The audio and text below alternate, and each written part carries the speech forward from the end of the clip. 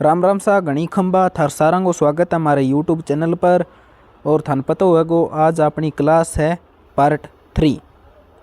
Part 3 है किसकी? महाराणा प्रताप की। महाराणा प्रताप के बारे में तीसरी क्लास अपनी है, तो इस क्लास को थोड़ा ध्यान से देखिएगा। महत्वपूर्ण जानकारियाँ देने वाला हूँ। एक बार जितना भी करवा चुका हूँ वो सारा रिवीजन कर लेते हैं। तो करें रिवीजन, चलिए कर ही लेते हैं। तो अपने महाराणा प्रताप की जितनी बातें हैं वो करेंगे और पार्ट है अपना 3। ये क्लास आपके RS exam, SI exam, REET exam, all Rajasthan के जो भी एग्ज़ाम हैं उन सब में काम आने वाली है। ठीक है, अगर अभी तक आपने हमारे यूट्यूब चैनल को सब्सक्राइब नहीं किया तो सब्सक्राइब कर लेना प्लीज़। और जिसने सब्सक्राइब कर दिया उनका बहुत बहुत धन्यवाद। अब एक बात पहले मैं क्लियर कर देता हूँ आगे चलने से पहले, कि आप सोच रहे होंगे नोट्स करवा रहे हैं, लाइनदार पेजों से करवा रहे हैं ऐसे, लेकिन आपको जो नोट्स करवा रहे हैं ना वो नोट्स आपको पेमेंट में मिलते हैं कम से कम 25,000 रुपये या 30,000 रुपये। जो आप आरएस की जो तैयारी करते हैं ना उनसे पूछना कि उन्होंने जो कोर्स ख़रीदे हैं वो कोर्स कितने रुपए में मिलते हैं। वही कोर्स खरीद कर उनके नोट्स बनाकर आपको करवाए जा रहे हैं। आपको जो 30-30 हज़ार वाला मैटर फ्री में दिया जा रहा है, फिर आपको ऐसा क्यों कि आप फिर क्यों नहीं पढ़ना चाहते, ये मुझे कमेंट में बताना है। ओके, चलिए शुरू करते हैं अपनी आज की क्लास।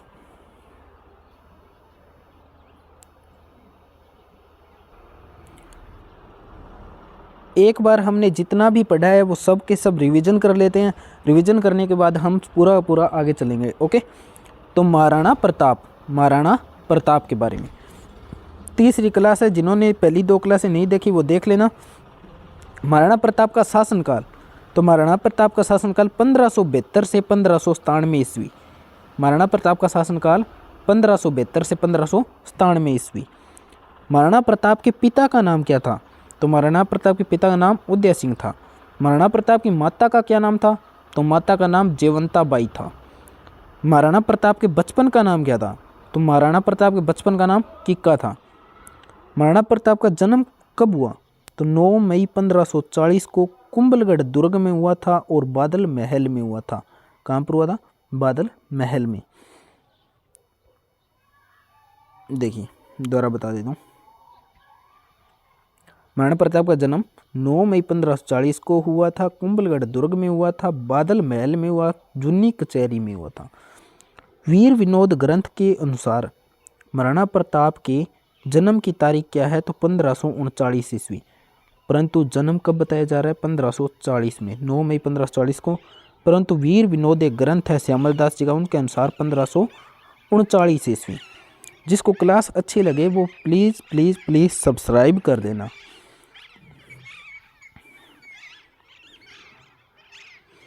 महाराणा प्रताप के राज्याभिषेक की अगर हम बात करें तो महाराणा प्रताप के राज्याभिषेक प्रथम बार गोगुंदा में हुआ था। कहाँ पर हुआ था? गोगुंदा में। कब हुआ था? 28 फरवरी 1572 को। महाराणा प्रताप का राज्याभिषेक कितनी बार हुआ था? तो 2 बार हुआ था। तो दूसरी बार कहाँ पर हुआ था? कुंभलगढ़ में हुआ था। कुंभलगढ़ में जब दूसरी बार महाराणा प्रताप का राज्याभिषेक हुआ उस समय मारवाड़ का शासक राव चंद्रसेन वहाँ उपस्थित था। तो महाराणा प्रताप का मारवाड़ का कौन सा शासक उपस्थित था? तो राव चंद्रसेन। ये इंपॉर्टेंट क्वेश्चन है। कमर में शाही तलवार किसने बांधी? महाराणा प्रताप का जब राज्याभिषेक हुआ तो उनके कमर में एक तलवार बांधी गई थी, वो किसने बांधी? तो कृष्णदास ब्राह्मण ने। किसने बांधी? कृष्णदास ब्राह्मण ने। यह गुहिल वंश, यह का मतलब महाराणा प्रताप गुहिल वंश का 54वां शासक था और सिसोदिया शाखा के अनुसार देखूं तो 12वां शासक था। गुहिल शाखा के अनुसार कितना? 54वां शासक। परंतु सिसोदिया शाखा के अनुसार 12वां शासक था। बनवीर भी आया था बीच में, बनवीर को भी जोड़ लिया जाए तो 13वां शासक आता है। 13वां शासक कौन था? महाराणा प्रताप। अब आपको कुछ डाउट होंगे यहाँ पे, बनवीर कैसे आया या गोहिल वंश पूरा नहीं है। परंतु हम सिर्फ और सिर्फ महाराणा प्रताप, एक वीर शिरोमणि महाराणा प्रताप की बात कर रहे हैं, तो हम बीच में किसी और की बातें नहीं करेंगे। जो भी महाराणा प्रताप के आरएस लेवल तक के इंपॉर्टेंट बातें हैं वो सब की सब करेंगे। आरएस में महाराणा प्रताप से संबंधित अगर मान सिंह है तो मान सिंह भी बात करेंगे। ओके, बनवीर सहित महाराणा प्रताप कितवां शासक था? 13वां शासक था। महाराणा प्रताप की जयंती अगर बात करूं महाराणा प्रताप की जयंती, ये देखिए महाराणा प्रताप की जयंती की बात की जा रही है। महाराणा प्रताप की जयंती ज्येष्ठ शुक्ल तृतीया को, कब? ज्येष्ठ शुक्ल तृतीया को महाराणा प्रताप की जयंती मनाई जाती है। ये सब बातें हमने कर ली थी। करते हैं नेक्स्ट बात। नेक्स्ट हमने बात की थी प्रताप की रानी की। प्रताप की रानी का नाम क्या था? माता पिता का नाम हमने देख लिया, रानी का नाम था अजबदे। अब मैं कल रिवीजन नहीं करवाऊंगा, बता रहा हूँ, कल रिवीजन नहीं करवाऊंगा, आज जितना भी हो चुका है वो रिवीजन करवा रहा हूँ। तो प्रताप की रानी का नाम था अजबदे। प्रताप के पुत्र का नाम क्या था? तो पुत्र का नाम था अमर सिंह प्रथम। क्या नाम था? अमर सिंह प्रथम। राज शासन के समय शपथ, अब महाराणा प्रताप जब राज शासन ग्रहण कर रहे थे उस समय शपथ ली जाती है, तो महाराणा प्रताप ने क्या शपथ ली थी? ये क्वेश्चन पूछे जाते हैं आरएएस में 2-2 नंबर के, 5-5 नंबर के, कि महाराणा प्रताप ने क्या शपथ ली थी, क्यों ली थी, ठीक है। तो राज शासन के समय शपथ, तो जब तक वह चित्तौड़ को मुगलों से स्वतंत्र नहीं करा देते, कौन? महाराणा प्रताप, तब तक ना तो थाली में भोजन करेंगे ना ही बिस्तर पर लेटेंगे। ये बात महाराणा प्रताप ने शपथ ली थी राज शासन ग्रहण करते समय।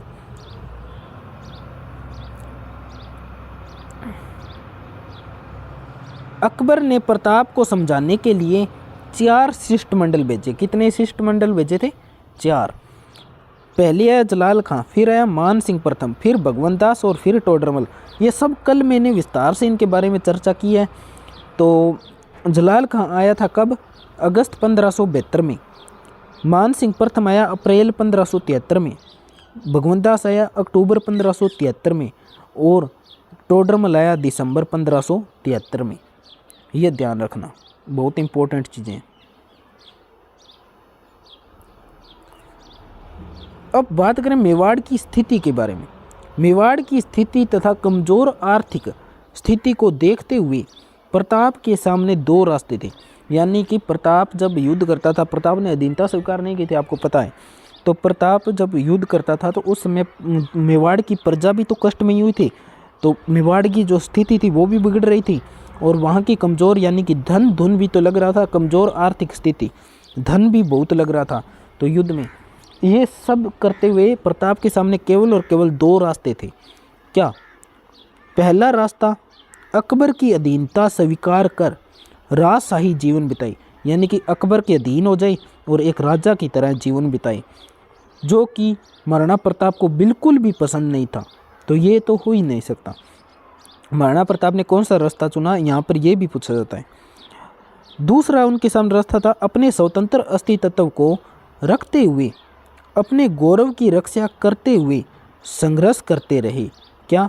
संघर्ष करते रहे, ठीक। तो उन्होंने अपना अस्तित्व रखा था, उन्होंने संघर्ष को चुना था और पूरे जीवन में संघर्ष ही किया था। चलिए नेक्स्ट बात करते हैं। यहाँ तक हमने कर लिया था।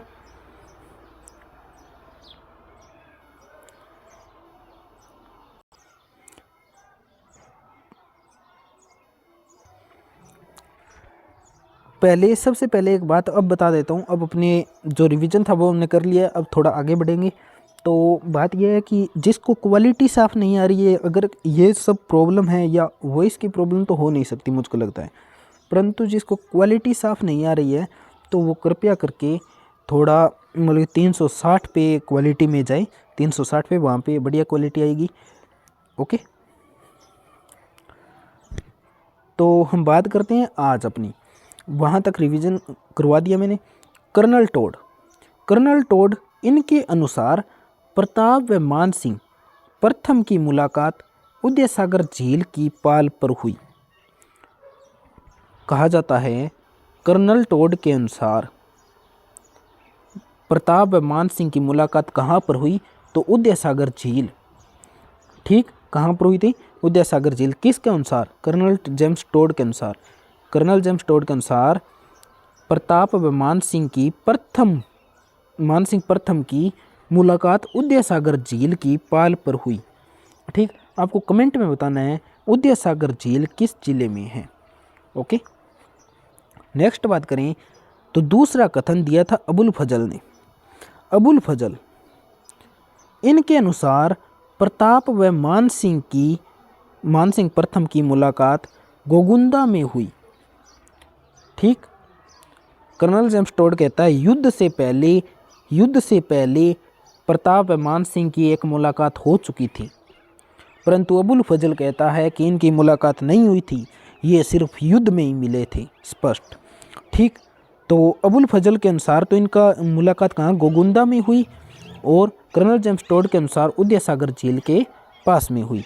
तो ये ध्यान रखना।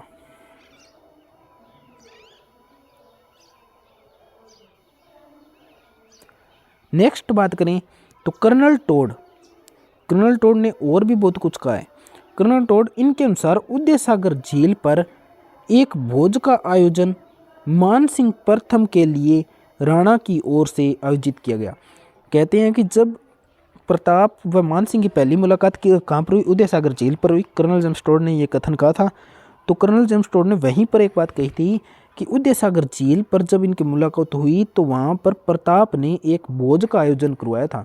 भोज यानी कि खाने पाने की चीज़ें, खाने पीने बैठने, ठीक, आयोजन करवाया कहाँ पर, उदय सागर झील के किनारे पर राणा की ओर से आयोजित किया गया था, जिसमें राणा स्वयं उपस्थित न होकर कुंवर अमर सिंह को भेजा, जिसमें प्रताप स्वयं नहीं आया था, जिसमें महाराणा प्रताप जो है वो खुद नहीं आए थे और अपने पुत्र अमर सिंह को भेजा था। ठीक। तो अपने पुत्र अमर सिंह को भेजा था। इस बात से मान सिंह प्रथम बहुत नाराज हुए तथा बिना भोजन के वापस लौट गए। अब भोज का आयोजन तो किया हुआ था, अब ना खाए तो उनकी मर्जी। ठीक। तो इस बात से यानी कि मान सिंह प्रथम किस बात से कि वहाँ पर महाराणा प्रताप नहीं आए उनके पास, उनके सामने अपने पुत्र को भेज दिया, इस बात से मान सिंह प्रथम नाराज होकर वापस चला गया बिना भोजन किए हुए, बेचारो भूखा ही मर गयो। ठीक। नेक्स्ट, यहाँ तक की सारी बातें आपको कवर हो गई होगी।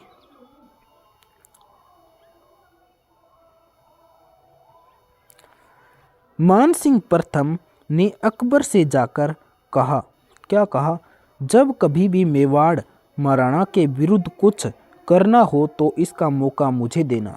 कि उसको वह इतना नाराज हो गया कि उसने अकबर से कहा कि कभी भी कोई भी अभियान करना हो प्रताप के विरुद्ध तो वो मैं ही करूँगा, मुझे ही मौका देना, उसे लड़ने मैं ही जाऊँगा। किसने कहा? मान सिंह ने अकबर को यह बात कही थी। ओके। अकबर मान सिंह प्रथम के साथ मिलकर प्रताप को पकड़ने की योजना बनाता है। अब मान सिंह प्रथम उसके विरुद्ध था, तो अकबर मान सिंह प्रथम की सपोर्ट लेकर प्रताप को पकड़ने की क्या बनाता है? योजना बनाता है। अब आप सोच रहे होगे ये तो थ्योरी टाइप है। नहीं, आरएस में इस टाइप से ही क्वेश्चन बनते हैं और इस टाइप से ही पढ़ाया जाता है कि हम टाइम वेस्ट नहीं करेंगे। टाइम वेस्ट करना मतलब कि 1 मिनट की कीमत होती है, आपको पता है। तो टाइम वेस्ट नहीं करते हुए अपने आगे बढ़ते जाएंगे। जिसको सीखने को मिलेगा उसको अच्छी बात है, जिसको नहीं सीखना वो अपनी जगह। ठीक।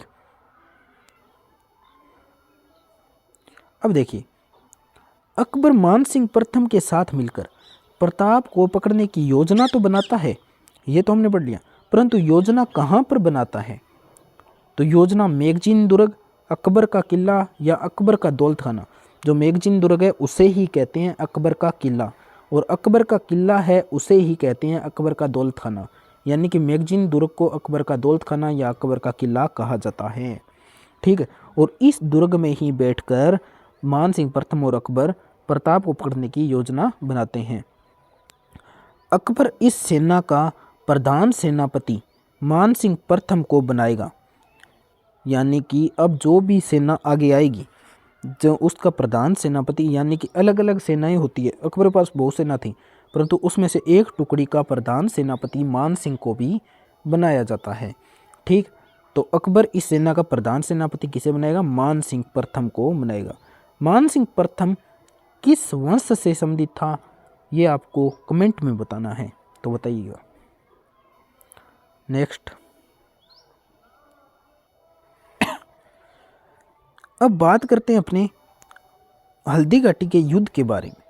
हल्दी घाटी का युद्ध, हल्दी घाटी का युद्ध कब हुआ था, कहाँ पर हुआ था, कैसे हुआ था, कौन इसका प्रधान सेनापति? तो प्रधान सेनापति तो मान सिंह को बना दिया। हल्दी घाटी का युद्ध 18 जून या 21 जून 1576 ईस्वी को हुआ था। आपको क्या करके आना है, आपको 21 जून 1576 ईस्वी करके आना है। परंतु स्पष्ट रूप से पूछा जाए डॉक्टर श्री एल वास्तव के अनुसार तो आपको 18 जून करना है। यानी कि डॉक्टर श्री एल वास्तव के अनुसार हल्दी घाटी का युद्ध कब हुआ? 18 जून 1576 ईस्वी को। परंतु अन्य सभी के अनुसार 21 जून 1576 ईस्वी को हुआ था। इस युद्ध से पहले युद्ध का अभ्यास इस युद्ध में पहले युद्ध का अभ्यास, मतलब कि इसमें अलग अलग, मतलब कि जैसे कहते हैं ना एक दिन, 2 दिन, 3 दिन, तो इस तरह से इस युद्ध में पहले युद्ध का अभ्यास मानसिंह प्रथम ने मांडलगढ़ दुर्ग में किया। इस युद्ध से पहले, मतलब युद्ध होने से पहले जब अपने पास समय होता है तो हम अभ्यास करते हैं, युद्ध का अभ्यास करते हैं। तो अभ्यास के जैसे परीक्षा से पहले परीक्षा की तैयारी करते हैं, उसी तरह युद्ध का अभ्यास करते हैं। तो अभ्यास मानसिंह प्रथम ने कहाँ किया था? तो हल्दी घाटी युद्ध का अभ्यास मानसिंह प्रथम ने मांडलगढ़ दुर्ग में किया था। किस दुर्ग में? मांडलगढ़ दुर्ग में। नेक्स्ट, मानसिंह ने युद्ध का केंद्र मोलेला गांव राजसमंद में है को बनाया। मोलेला गांव क्यों प्रसिद्ध है, ये आप कमेंट में बताना। मोलेला गांव क्यों प्रसिद्ध है, कमेंट में बताना। मानसिंह ने युद्ध का केंद्र मोलेला गांव राजसमंद को बनाया। महाराणा प्रताप ने ढोलाना या लोहा सिंह गांव को अपना केंद्र बनाया। तो ये क्वेश्चन पूछे जाते हैं बड़े एग्जामों में। मानसिंह ने केंद्र किसको बनाया? मोलेला गांव राजसमंद को। महाराणा प्रताप ने केंद्र बनाया ढोलाना या लोहा सिंह गांव को। नेक्स्ट, प्रताप के सहयोगी यानी कि इस युद्ध में भाग लेने वाले, प्रताप का सहयोग करने वाले कौन कौन थे? तो प्रताप के सहयोगियों में झाला बिद्दा, हाकिम खां सूरी, पुंजा भील, कृष्णदास चुंडावत, किशनदास, राम साह तंवर, भीम सिंह, रावत सांगा। कौन कौन प्रताप के सहयोगी? प्रताप के सहयोगी है झाला बिद्दा, हाकिम खां सूरी, पुंजा भील, कृष्णदास चुंडावत, किशनदास, राम साह तंवर, भीम सिंह और रावत सांगा। जबकि मान सिंह के सहयोगी कौन थे? मान सिंह के सहयोगी थे आसफ खां, जगन्नाथ कछवा, मिहत्तर खां, अब्दुल कादिर बदायूनी एक इतिहासकार है जो इस युद्ध में था। कौन सा इतिहासकार हल्दी घाटी युद्ध में मौजूद था? तो बदायूनी, याद रखना। अब यहाँ पे हमने सहयोगियों की बातें कर ली है। सहयोगी कौन कौन थे इनके?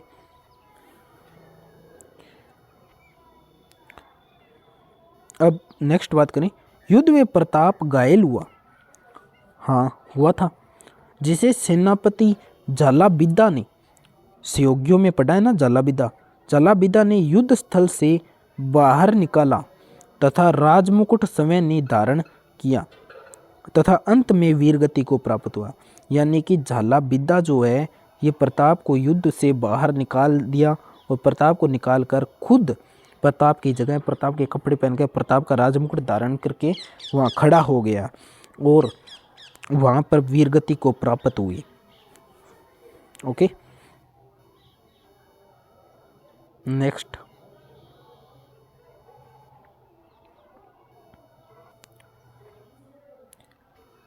ये बीच में से कल मैंने गलती से करवा दिया था, तो कल वैसे करवा तो दिया था परंतु आज मैं दोबारा से इसको करवा रहा हूँ। आज क्रम से चलाऊँ पूरे, ये बीच में से आ गया था कल ऑटोमेटिक।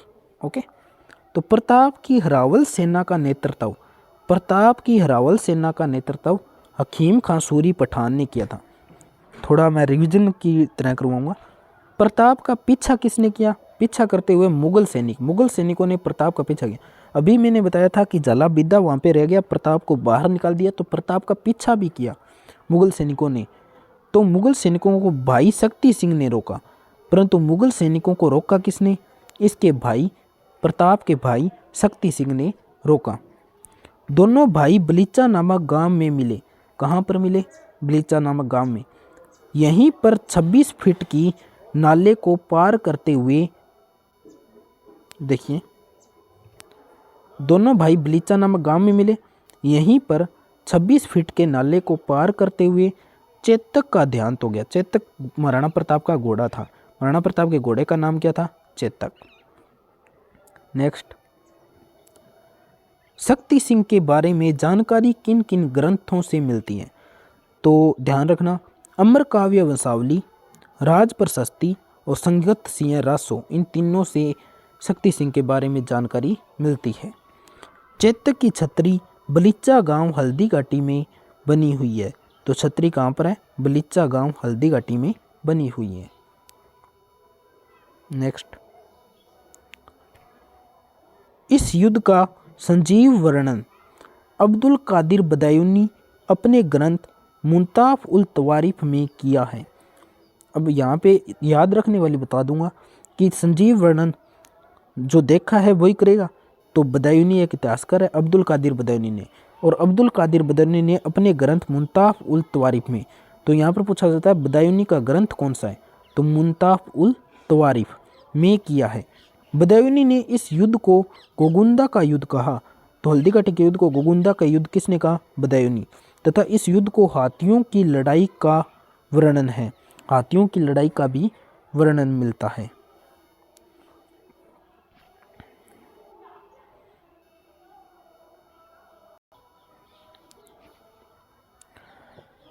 देखिए, आपकी आज की क्लास हमारी कंप्लीट हो चुकी है।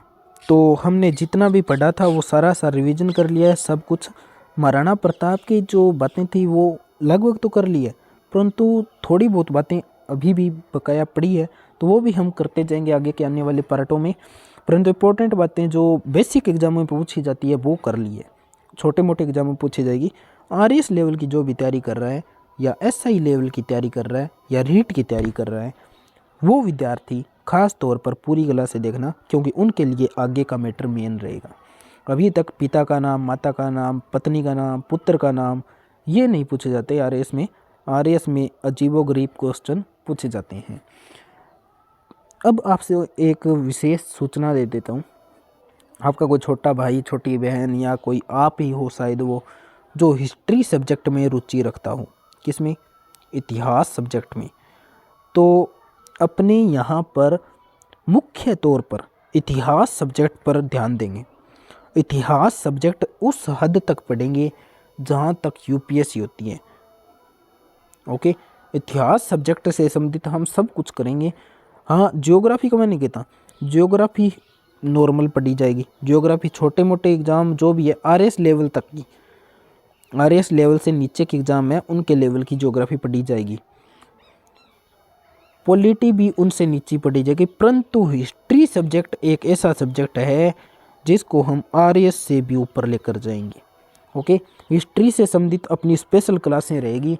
हिस्ट्री की क्लास कभी भी बंद नहीं होगी।